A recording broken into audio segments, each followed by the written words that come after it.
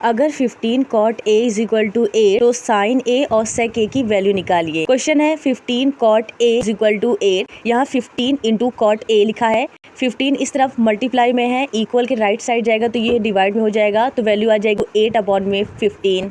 tan theta का formula होता है वो भुजा जिसका हमें tan निकालना हो उसकी सम्मुख भुजा की लंबाई अपॉन में उसी बिंदु की संलग्न भुजा की लंबाई। tan theta is equal to 1 upon में cot थीटा होता है, यानी जो tan का फॉर्मूला है वो cot के फॉर्मूले का उल्टा है। तो cot थीटा का फॉर्मूला हो जाएगा संलग्न भुजा की लंबाई अपॉन में सम्मुख भुजा की लंबाई। एक समकोण त्रिभुज बनाएंगे जिसका एक कोण 90 डिग्री है ABC, तो B के सामने वाली भुजा वो कर्ण होगी क्योंकि 90 डिग्री और 90 डिग्री के सामने वाली भुजा कर्ण होती है।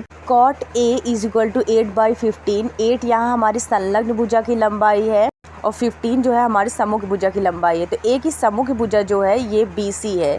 A की संलग्न यानी लगी हुई दो भुजा है, एक AC तो हमारा कर्ण हो गया, तो बची दूसरी लगी हुई यानी संलग्न भुजा AB है।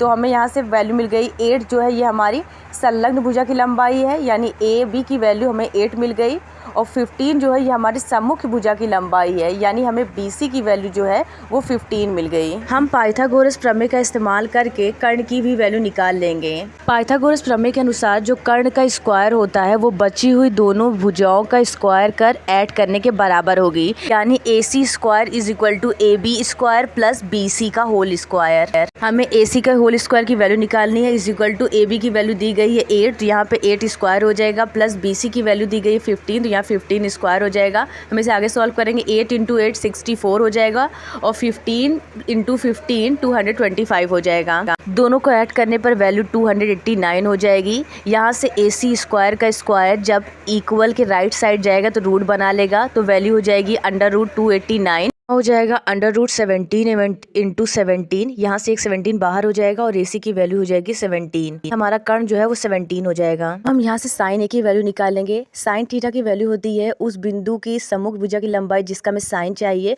अपॉन में कर्ण।